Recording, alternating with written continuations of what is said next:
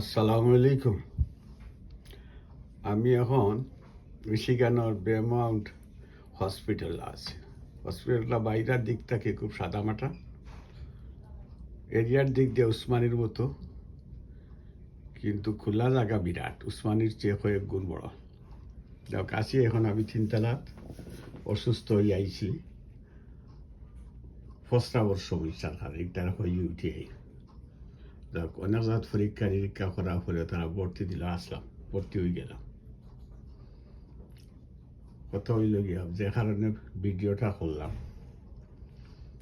কেন রুগী থাকে ডাক্তার এবং নার্স বেশি, হয় হুল্লা নাই, অত বেশি রুগী নাই। আইসি তো ইমার্জেন্সি, আমরা ইমার্জেন্সি হইলে তো লাইন ধরা থাকে, মানুষও বেশি, রুগীও বেশি, যার কারণে সেবা মিলে না।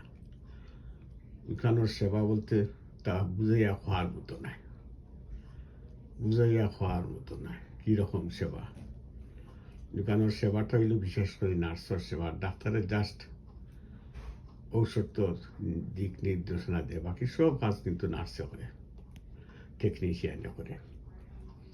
তো যাই হোক, এমন এক দেশ যে দেশ সরকার থাকলে সাধারণ এখানে নিচর একটা পাবলিক পর্যন্ত সৎ, মিশা মাতে না, চুরির দান্দা নাই, তারপরে চল চাতুরি নাই।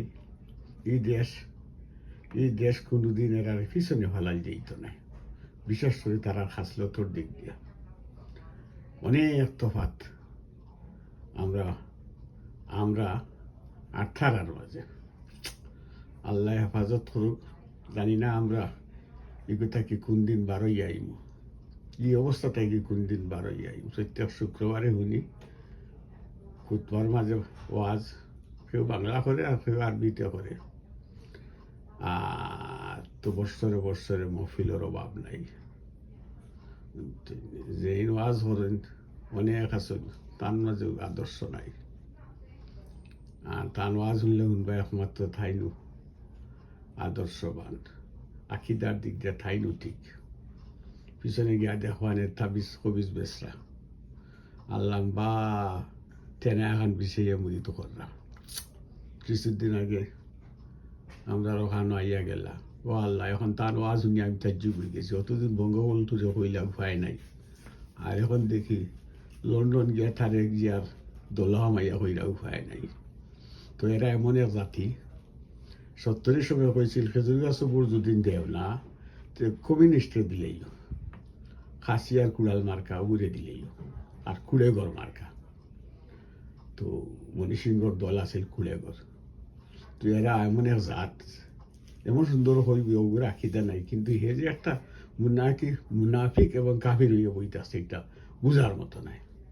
তো আমি ওখানে ভিডিওটা করলাম, আসি তো ভিআইপি রুমও, এটা বুঝতে জানি না 5 স্টার হোটেলে পারবো কিনা। যে রুমও কত ধরনের সুবিধা আছে, কত ধরনের সুবিধা আছে।